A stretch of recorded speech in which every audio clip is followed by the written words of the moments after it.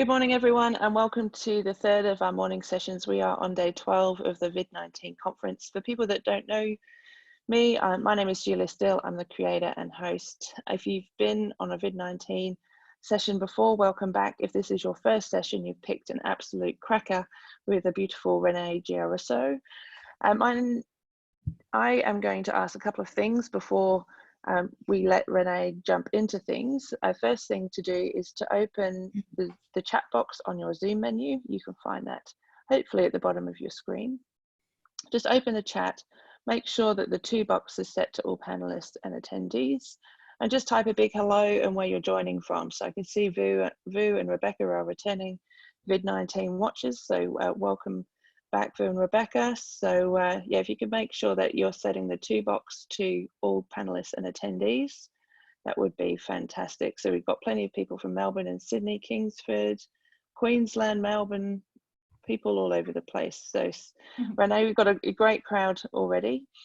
We will be recording the session for people that want to watch the playback. We'll be putting it in the VID19 LinkedIn group. So if you're not a member of that, I encourage you to join.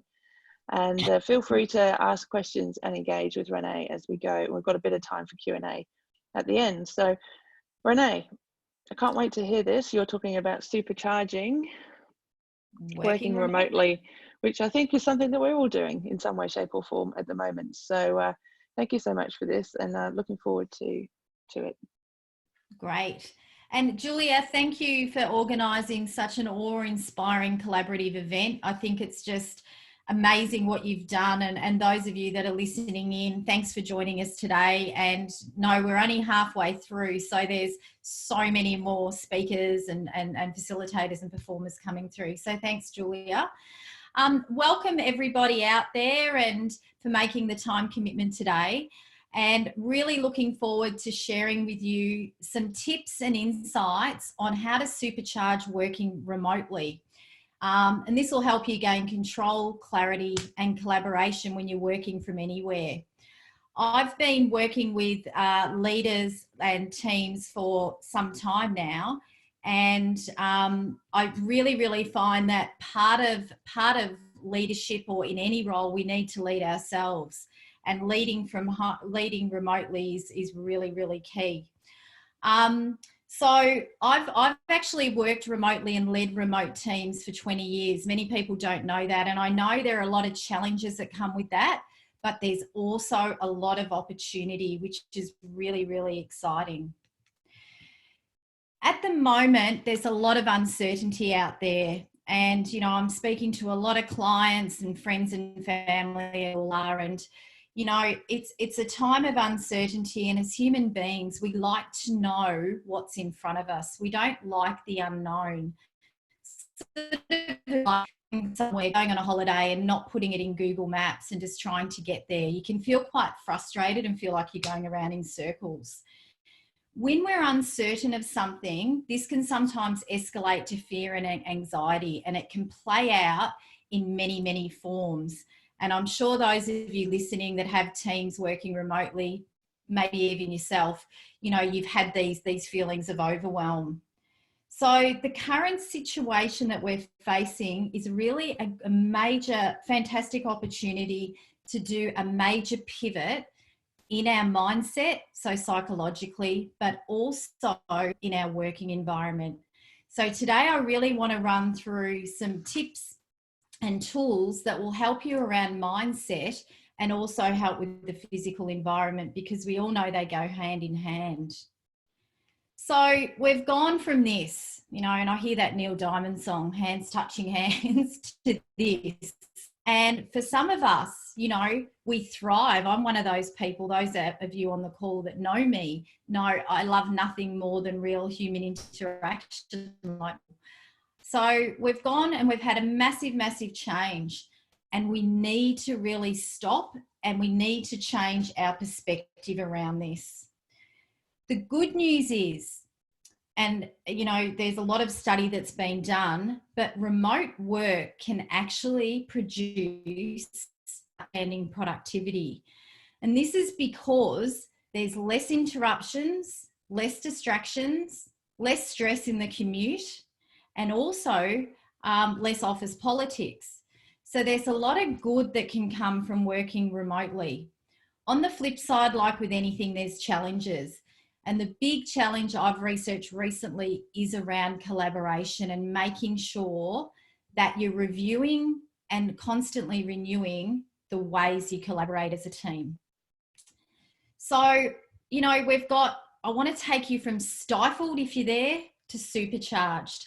And, you know, there's some of you out there, I know there's some of my clients that are stifled at the moment. They're like, I can't work from home, Renee, I hate it. I feel isolated, I feel lonely. There's those that are static, so they sort of sit in the middle, they're doing what they need to do. And there's those that are really embracing working remotely and taking it to the next level. So as we go through some of the tips, I'd love you just to add anything you're doing in the chat box so that we can share ongoing. And please feel free to take screenshots of any of these slides. I'm quite open to that. So for the next sort of 35 minutes, I'm actually going to run you through the key areas, I believe, of supercharging your remote work. And that is, we need to adapt our mindset and our habits. That's first and foremost. We need to adjust our expectations of role and team, and also our physical expectation. I love someone's just put there using the Pomodoro technique. I love that. So that could be setting a timer for every few minutes, 20 minutes or so, to break your tasks up. And also we'll talk about amplifying communication and collaboration. I'm actually in the midst of writing an online course about this, so I'm going to just open the jar literally and give you a few tips on each. I've got a comment there around, thank you, Rebecca. Many of us are challenged with kids and working from home. It adds a whole new layer, and we can talk about that and setting boundaries and things around that as well. So I think of adapting, and you know, at the end of the day, adapting is just modifying our conditions. So a sport that's recently adapted in a big way is the Australian Supercars. So what they've done is they've actually gone off the track for obvious reasons, and they're going to be running an E-Series in simulators.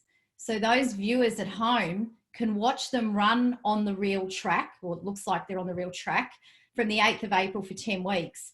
But they will be in simulators. And I think it's a really good example of pivoting and shifting your focus. So what some of the team members and the drivers have said is, this is going to be a challenge. It's really different. It's exciting. And we're one of the first sports to do this. But it just shows, and something I've really noticed the last few weeks, you don't have to change what you do, but look at how you do it differently. So for me, I'd normally run this face-to-face. I'm running it same sort of material as I probably would have, but obviously running it differently. So pivot your how, and really, really, you know, be mindful of your what and your outcome. There's been a florist in Melbourne, Australia, that obviously with the wedding season cancelled, has gone from flowers to fruit and veg, door to door, and they're just booming. They've put 20 more staff on. So going from working on site to off site, you know, I think that's such a great opportunity to pivot, collaborate and adapt. Nick, some great, yes. So the team has never felt so collaborative. We meet 10 a.m. every morning. I love that, setting times. And I love that comment, Nick, and that's something I've just written about. Who would know in a time of such disconnection, there could be such connection? I've never seen connection so deep and innovation so broad in a long time. So I think the supercars have what we call a bursting mindset. And that's a mindset where we're open to change. We're open to new ways of thinking. We're highly adaptive. On the flip side, some of us, and it's people we may know, have a bubble mindset. They're those people that, you know, step back from learning, don't like a lot of change, sort of more status quo. The good news is, if you have got people around you that are more the bubble mindset and not open to working from home, it comes back to sharing the benefits with them and being there to support them. And that's really, really important. So I'm going to delve into a little bit on mindsets and habits, and feel free to add anything you'd like into the chat box while we're here, so we can make it as interactive as possible. Jenny's got, we're sharing pics of family, pets and kids working from home, reminding everyone how important. Yeah, I love that. I think you're getting to see a real rawness of people and getting to see people in their environment, which I think is amazing and usually is closed away. So with our mindsets are basically the workings of our mind. So our thoughts, our beliefs, our attitudes really can shape what we do or what we don't. And I think it's really, really important to note that whatever you're thinking right now will create how you will feel and what you will action or not. So I had someone last week say to me, Renee, I'm in a crisis. This is just a nightmare. So chances were they were feeling pretty anxious, and I'm pretty sure that they either shut down or didn't do much. Whereas if you can flip that thought, it's a bit like a belief around, I'm in a time of uncertainty, what can I do? That's the biggest question I'm asking myself every day. What can I do? You'll be open to possibility and flexible to that. And then that will help you move forward. So thoughts, the only thing we can control. Not easier said than done sometimes, but make sure that you're really, really open to this. So I'd love you just to take a minute. I'm not going to talk, just a minute. You can put it in your chat box. What's a thought or a belief, something you're telling yourself right now that will serve and empower you working from home or remotely, wherever you're working?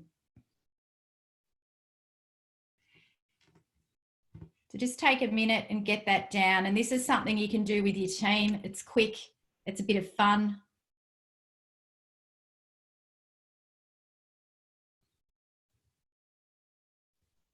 Love that. I've got focus on the positive, focus on the job to be done. When we're uncertain, we tend to focus on what we don't have. So focus on what you do have, your daily routines, your health, your partner, your loved ones. This experience will make us stronger and more resilient, an opportunity to learn new skills. Love to know out there, I think everyone here is going to be a Zoom expert by the end of next week. This is a new normal. Let's embrace it. I love that. I'm more in control of my time more than ever. That's awesome, Tony. Absolutely. Tori, welcome. That's own your time. Yeah. And Jenny, that's a great one. What can I do? If there's anything and you go into awfulizing, not a real word, but you go into a downward spiral, what can I do? And that helps you sort and perceive the world to make it happen. Some great things there, and we'll keep moving through those. So guys, our brain, there's a part of our brain, the reptilian brain, people call it the monkey mind, and it's that one that comes in and does that negative self-talk. And I've been, even last night, I ran a virtual coaching session with a client about getting rid of the negative thoughts and the things you can't influence and focus on. So I'm going to give you, if it helps, if everyone's up for it, a few key tips on how to control that monkey mind. So the first thing is, when you hear that voice, I'm lonely, I'm bored, I can't do this, I'm not motivated, whatever it may be, I want you to catch it out and I want you to name it. I have a client that calls her voice Needy Ned. And as soon as she does that, she breaks her state and she laughs and she thinks, and she said to me, I actually move on. So name it, catch it out.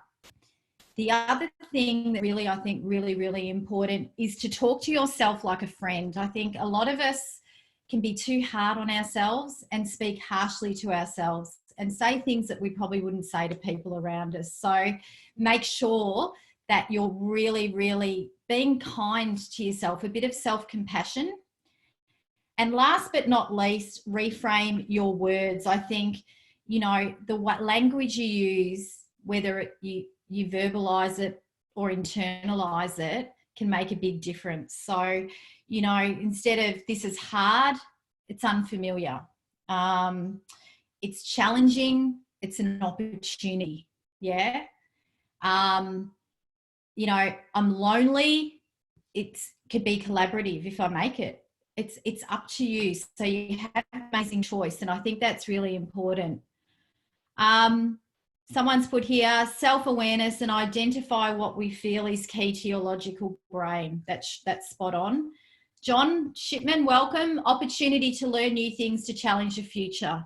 You know, lock time in and jealously protect that to learn new things, such as this today. We wouldn't be having this talk if this wasn't happening. So, oops. The other thing, just really, really quickly, is think about what I call a gift mindset. And this is a book I'm in the middle of writing for release next year.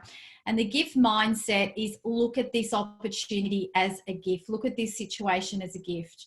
A lot of you are already doing that. I can see by the comments, we've got really positive, forward-focused people. And I think that's awesome.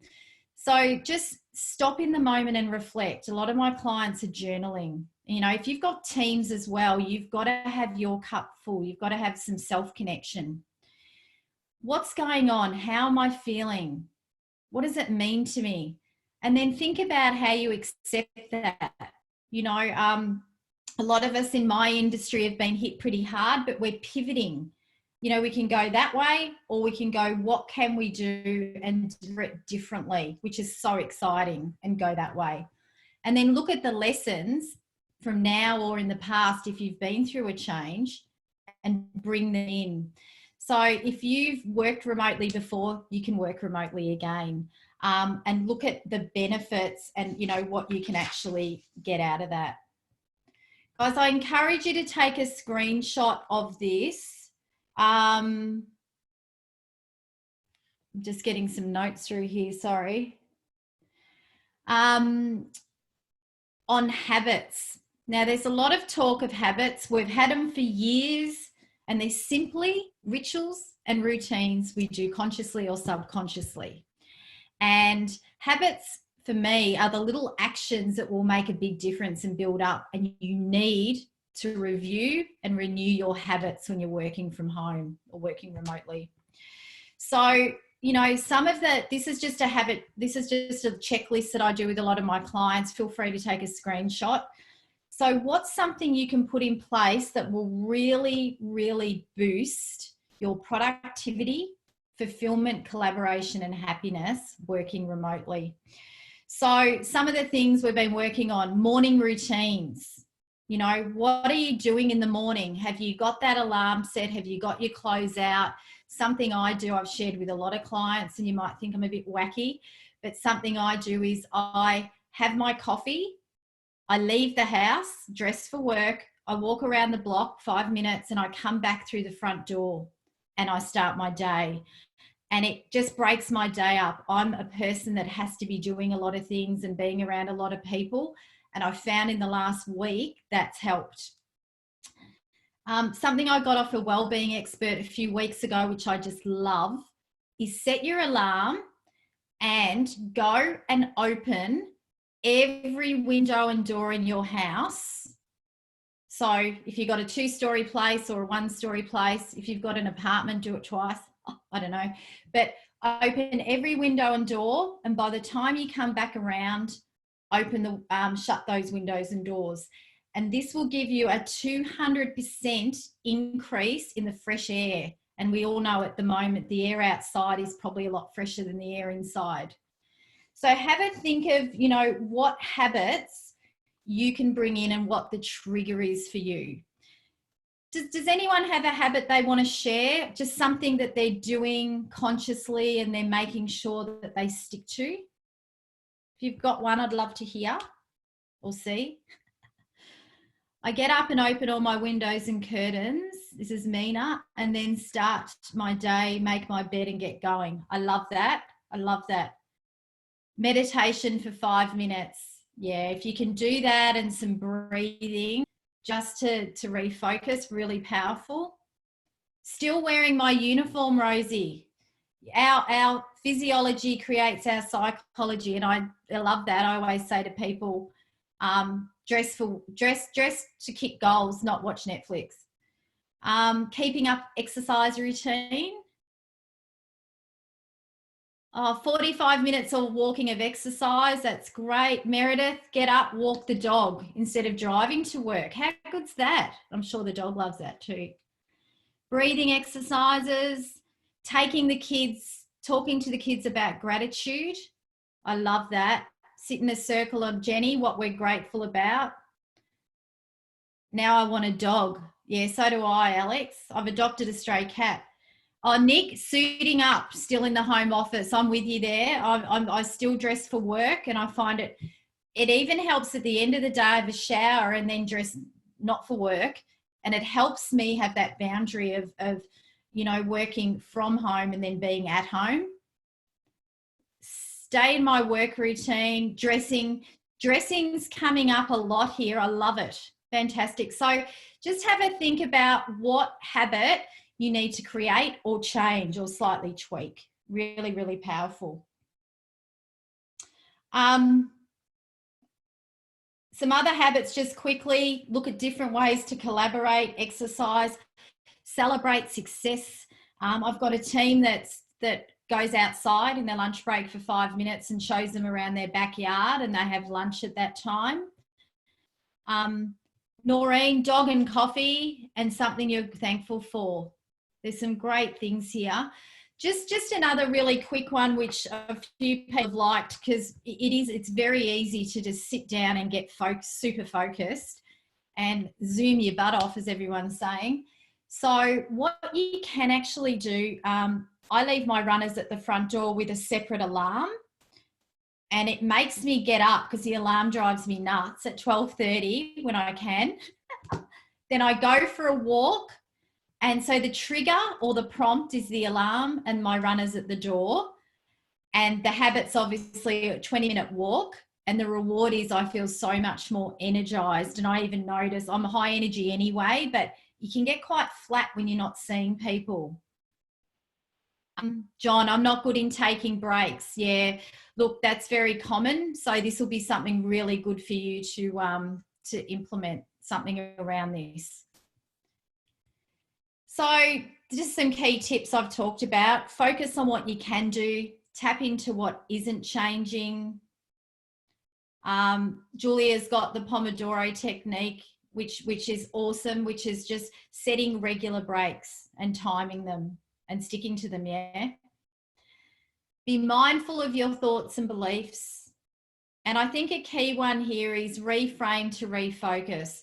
Go from uncertainty to focus. Change that word, uncertainty, to focus, and create habits and routines that will empower you.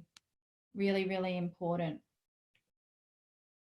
So when we've adapted the psychological side, so just really being mindful of our thoughts, our habits, our beliefs, we need to now adjust a few other things, and, you know, adjusting expectations and purpose, and also adjusting the physical environment, which is important, but it's not everything. We need to bring all of these things in.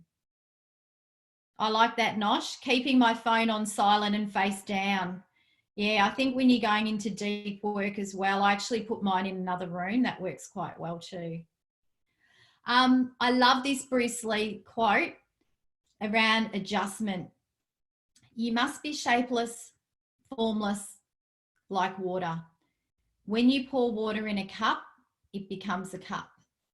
When you pour water in a bowl, when you pour water in a teapot, it becomes a teapot. Water can drip and it can crash. Become like water, my friend. And I think it's about flowing and letting things come into what they need to be for now, for you.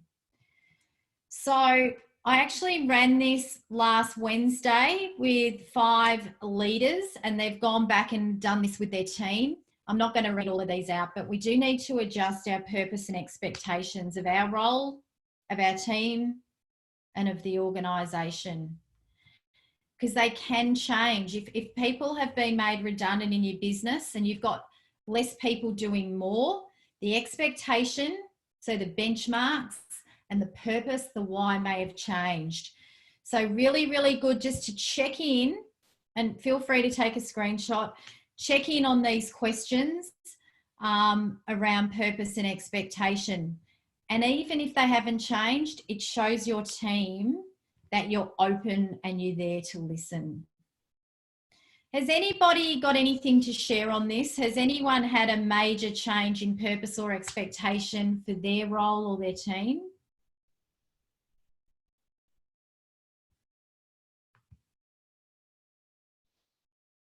No? Okay. If you've got any ideas on that, let us know. But I think just ramp up your visuals, run a virtual session around this, put something up like that slide and just talk through it. Julia, it's been pretty consistent theme throughout the conference. Yeah, talk to your manager. Yep. So for you on the call, you know, make sure you're managing upwards and getting that support. And from your peers as well. Really, really important. Really important. Oops.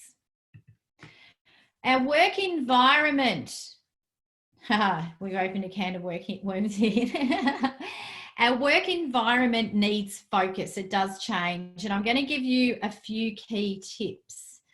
Yeah, that's great, Julia. Our customers and our suppliers as well have different needs as well. So it's checking in internally. I'd probably go internally first and then externally and have those conversations.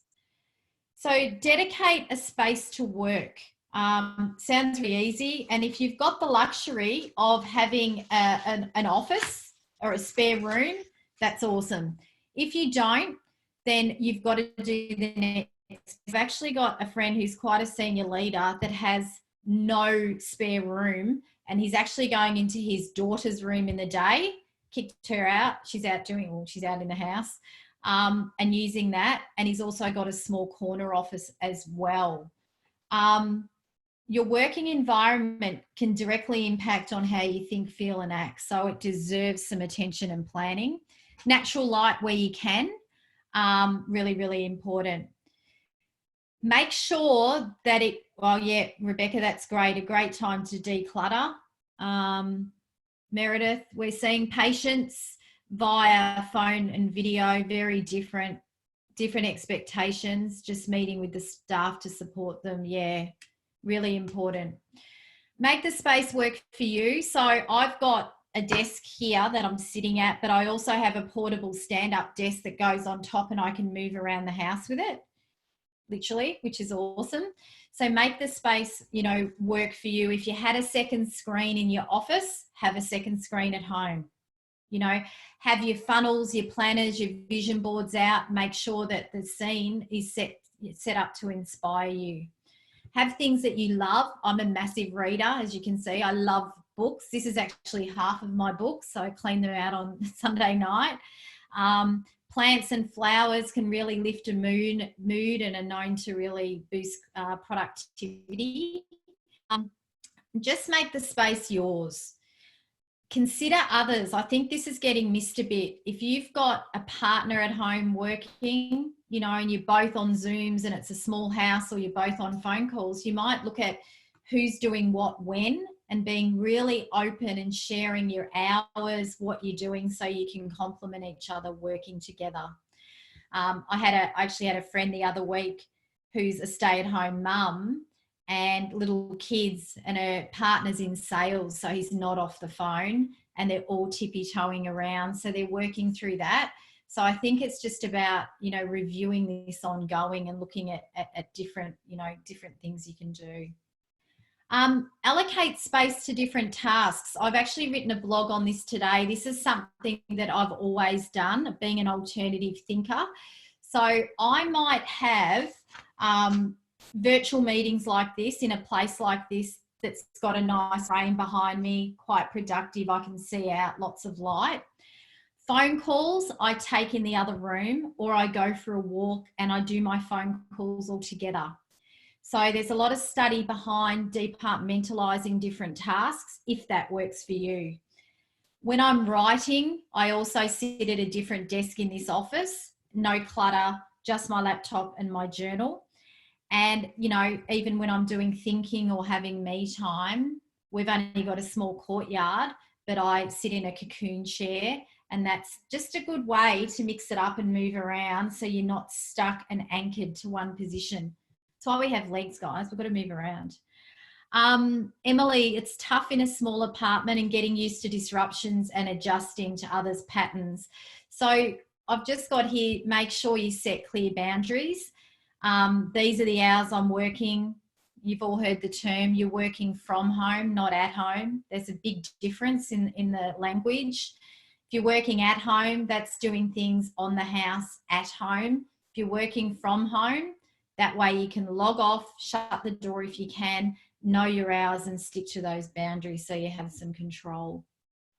I work in an office with no fresh air. It's nice now to have windows and airflow. How good's that, Marnie? And Jessica, I regret giving my partner, the study for the PlayStation.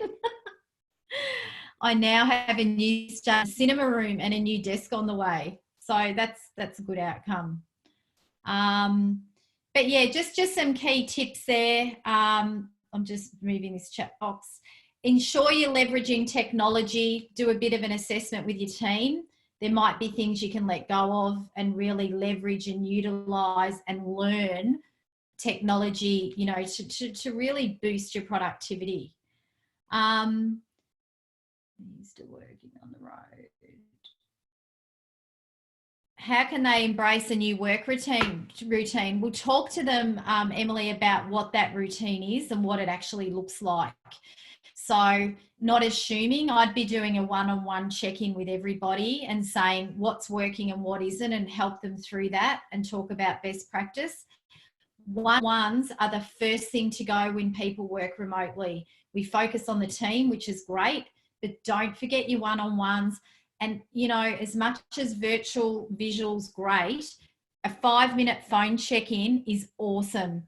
I did a few with clients yesterday and they went, oh, wow, Renee, I've got off Zoom. So mix it up. Really, really important. Yeah, there's some great things here. It's not easy to implement. It's setting new norms, but just keep, and I've got at the top there, keep renewing, reviewing what your work environment is like. Oops. Okay. The last piece I want to run you through, so we've talked about adapting our mindset and our beliefs, the psychological side, and we've talked a little bit about adjusting our work environment to work for us, and also the expectations of the team. I think it's, and these aren't in any order, I think amplifying our communication and connection is key. Who would agree that communication and connection, and they lead into each other? Yeah, big time.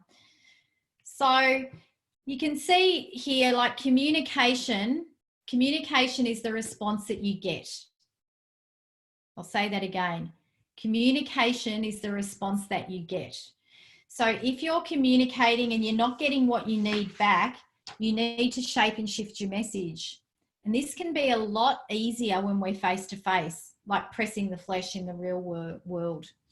So when we communicate face to face or virtually, there's always going to be barriers. You know, there's in the last 10 years of running communication, cut through communication workshops, we've come up with 180 barriers to date that I've been recording with participants.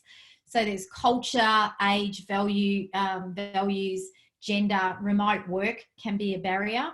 So we really need to be mindful and not just communicate how we used to, we need to set new norms up. So I'm a massive animal lover. And you can see the little furry friends there. Some of you are probably going, they're animals. Some of you will be going, they're dogs and cats. Some of you will be going, it's a French bulldog and a basset hound. We all look at things differently. So we need to make sure that we're really adapting and focusing on that. Someone, you can't not smile when you see this image. I know, it's pretty cute, isn't it? Naveed, what is your message to all HRs and others who are hunting for jobs remotely? So hunting for jobs remotely, as in looking for jobs remotely. I might chat to you after, Navid, on that one. Yeah, so hunting for jobs remotely. So I guess it's around finding what they want and looking at what their expectation is of that role and where it is in a VID, if that sort of answers your question. But I'm going to go into a little bit more on that now, if that's okay. So when we're face to face, and I'm not going to go through all this, but this has been around for years and it very rarely changes, the research on this. When we're face to face, our words are 7% of the message, and how we say what we say and our body language accounts for 93% of the message. So what they're finding in all the research I've been doing is ramp up the visuals as much as you can when you are working remotely. This is some data that came out sort of late last year. 94% of businesses say video conferencing increases productivity. 94. 90% feel they can get their point across more, being able to see other people one-on-one or as a group. 89% said video conferencing made them feel connected. And we all know connection's a human need. It's an innate need to connect. And 87% said when they weren't physically present, but they were in a meeting where they could see others, they felt much more engaged. So mix it up, but where you can, you know, these days we've got Zoom, you've got Skype, you've got FaceTime, you've got Teams, Office 365, that's what we use. You know, use whatever you need to do, but ramp up the visuals. So a few key tips when we're face to face: dress for work, not for Netflix. And this isn't just about coming across all professional. This is about physiology. What you wear can create your psychology, and there's a lot of science behind this. Even from women wearing lipstick to not wearing lipstick, their whole demeanor changes. So dress for work, get up and dress for work. And even if you're half dressed, literally, I had someone yesterday get up and he had a shirt on with leggings, like bike leggings. I was like, sit back down. Create rules around what you're running. So is it cameras off, a bit like Julia did at the start? You know, we're going to take questions throughout and at the end, set that up. I'm a real believer in energetic leadership and leading with energy. So be 20% above those on the call. So if they're quite somber, just be up a little bit, and energy is contagious. Actively listen, you know, and the best way to do that is acknowledge, nod, and provide feedback ongoing. I think that's really, really important.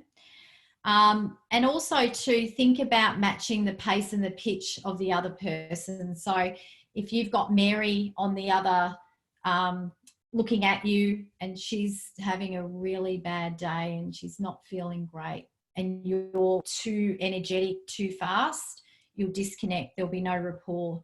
So just slow down a bit and be a little bit more like Mary. Defer judgment. You know, if you've got a few in a meeting, 10 or 12, or you're on Teams, defer judgment till everybody's spoken, because it's easy to have your say and then just move on. And, you know, stand up to increase energy on longer calls. I ran a 3-hour virtual sort of thing the other week, early last week, and I stood up at my stand-up desk. So that can work as well. Any other tips, anyone out there on virtual? Visual, when you're presenting visually, what's working and what isn't? Oh, thanks, Nick. The phone is flips. A lot of people don't know this. So when we're on the phone, if I'm on the phone to any of you, we can't see each other. So the tone and pitch and pace of my voice is what you're listening to more than anything. It accounts for 84% of the message. So the best way to build rapport on the phone, this will sound a bit out there, is to match breathing and get into flow. And when you match breathing and you breathe deeply, we all know you listen better, or more, you listen more effectively. And then you'll be in sync with the pace at which they're talking. I love that, Julia. Yeah, when you're asking questions, especially on a Zoom, who is that for? So who are you actually asking the question to? So big one, these are the top tips. I've spoken to a lot of companies that are doing this collaboration in a big way. They've gone from not working at home to, after all this is over, working from home, you know, and these are the same things that keep coming out. Keep lines of communication open, adapt your style, whether it's visual or auditory. Be open and transparent. Do not forget your one-on-ones and group catch-ups. Mix it up. And adopt what I've called an open screen policy. So you might open your Zoom room for an hour and whoever wants to come in can chat. If they're there, they're there. If they're not, they're not. Share wins and challenges. Check in often. And I think a key thing is celebrate wins and dial up recognition. That, you know, there's some businesses I know that are having theme days. They're wearing hats. Others sharing what they're having for lunch. I'm going to, with some colleagues of mine, actually, I love cooking. It's one of my passions. That's my zone out. But actually going to do like a vino night and some cooking, but we're going to be talking when we're doing it. So some cool stuff there. Guys, I'm just going to finish off on connection, because I think if we're doing all these things, we'll be able to connect even more deeply. Connection's a human need, and I've already mentioned that. We're social animals. And there was a study done years ago with some monkeys. Aren't they cute? You can tell I love animals. It's more animals than people in my pictures. I do love people. So I love that, Tori. Connect socially. We have a 4 p.m. Zoom happy hour each week. I love that. That's awesome. I might have to jump in on that. So there was a study done with monkeys, and they put 1 monkey with 1 monkey, 2 with 5, 5 with 7, and then a bigger group together. And what they found after a few months, these monkeys had never ever been socially integrated. What they found was the monkeys in the bigger group that were more social, their brains had grown significantly. Their social brain muscle had grown. So it's actually in all of us that we need to connect. It's an innate human need. And we need to connect to 2 things. And I'll finish on these last tips. We need to connect to ourselves first. You can't be a connector with people if you don't connect to yourself. And I think when we connect to ourselves, we're illuminated. When we connect with others, we're sparkling. And there are people in that bottom bit at the moment that I know, and we're looking at ways to bring that up. To connect to yourself, do all the things we've been talking about. Be self-aware. Pay attention to your needs and have some alone time. I think we'll all get some alone time, whether we like it or not. Tap into your strengths and motivations. Don't just do what you're good at work. Do what you're good at that you enjoy, and make sure you bring that in Monday mornings, because that sets the scene for the week. Self-growth. Has never been a better time. Not saying you've got more time, but if you're actually managing yourself even better, you'll find that there'll be cracks of time that you're not going to have the disruptions you'd have in an office. So leverage those. Self-compassion and self-care, you know, breathing, meditation, exercise, all those things. And connecting with others, you know, communicate and share updates. And this goes outside of friends and family. You know, I know a lot of us on the call. I know, Julia, your family's overseas. My sister's in isolation. She's battling cancer, so I can't see her. And it's tough. But we've got to look at all these other ways that we can involve each other and evolve together. Lock in personal time, or lead with love, trust and compassion. I think they all go hand in hand, and the world has never needed that more. On fishing, because I know I've gone through a lot, but I just wanted to give you as much as I could. Some of you may have seen this saying by Nelson Mandela, you know, if you speak to a man's language he understands, that goes to his head. If you talk to him in his language, that goes to his heart. And I think that's key in everything we're doing here. Going from on-site to working remotely is in the eye of the beholder, how we perceive that, how we feel about it. So use some of these tips, take what you like, leave what you don't. I've had What is one thing the organisation could do to better support? One thing the organiser, I honestly, in one word to me, it's support. Be there. Lead with love. It's support. People are going to remember who supported them and who hasn't in this time, and I'm sure you'd agree. Do we have any questions? I grabbed a few from the chat as we were talking, Renee. While other people are thinking, I'll share a lovely story that we got last night. So for people that, a few people might have been on Dave Weston's session last evening or last night. Dave actually has a fantastic business career, but he also suffers with bipolar 1 and has done a lot of work with the Black Dog organization. And he shared this lovely story about how he knows a house of 6 people, so there's housemates all sharing together. And if you imagine they're all being isolated, 6 people that know each other pretty well, but there's 6 unique people all in the same house. They've actually created an imaginary 7th housemate called Bradley, and Bradley gets blamed for everything that the 6 people are doing. So Bradley got blamed for not putting the dishes in the dishwasher, for leaving the door open, for, you know, so they've actually created this really fun way of having the hard conversations. They've actually, you know, they've given, sounds a little bit crazy, but it was actually really lovely just to sort of say, rather than them pointing fingers at one another, that Bradley just now gets the blame, and they're all sort of starting to work a lot better together in their home. So one of the questions that came up early on in the piece was, how do we get leaders on board? So this has been a common theme through the conference. Leaders. So, the leaders. So it's fine for everyone in the team to try things, but if you've got a difficult leader or a leader that's not used to working in these ways or isn't willing to embrace some of what you're suggesting, any tips for those people? Yeah, definitely. And I've been doing a lot of work on that the last few weeks with leaders, because there's some that, you're right, that are resisting and some that are embracing it. And if you are and your leader isn't, it can be a challenge.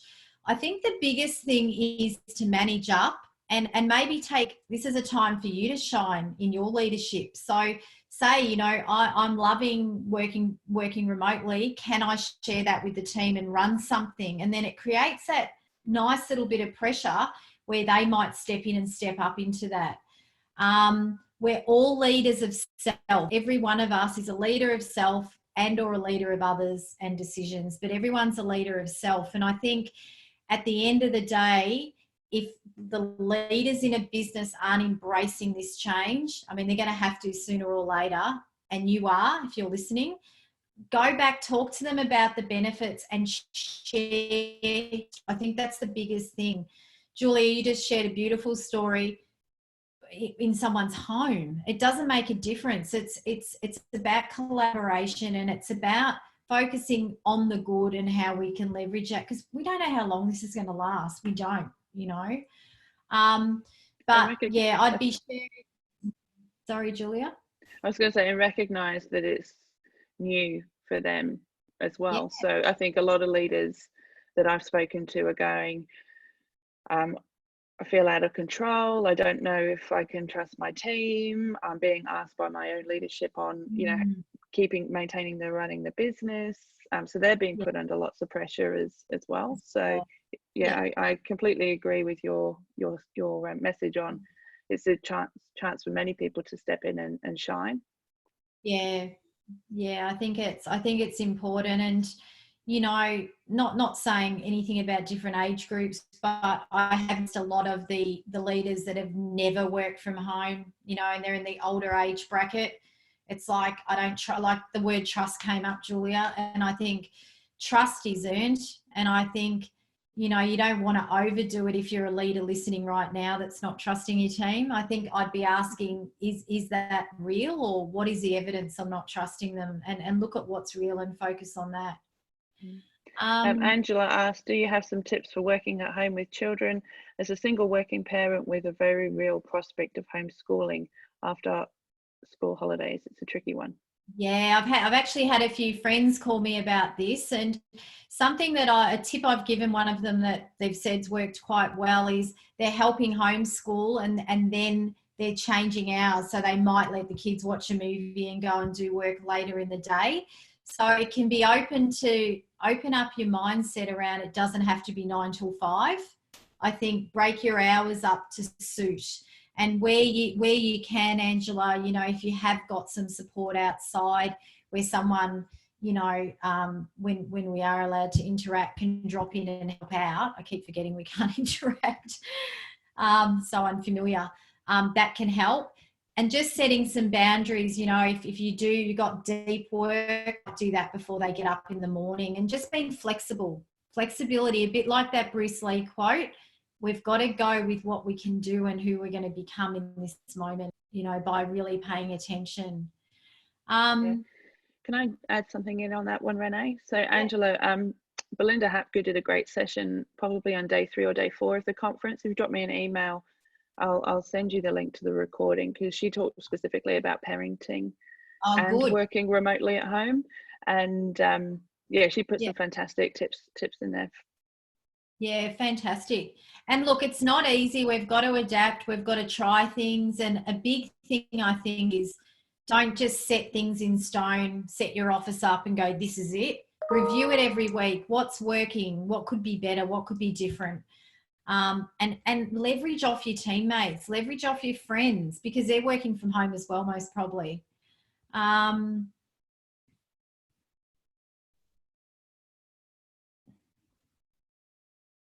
Oh, thanks, Nick. That's awesome. Yeah, so thank you. I guess time flies. Are there any last minute questions of anybody? If people want to get in touch with you, Renee, where's the best place to go? Because I know you write and post on social media. There you go. There's a bit on there. So my gift to everybody is I've written a white paper, and there's some things in there that will really transfer into working remotely. And we've got a diagnostic tool there.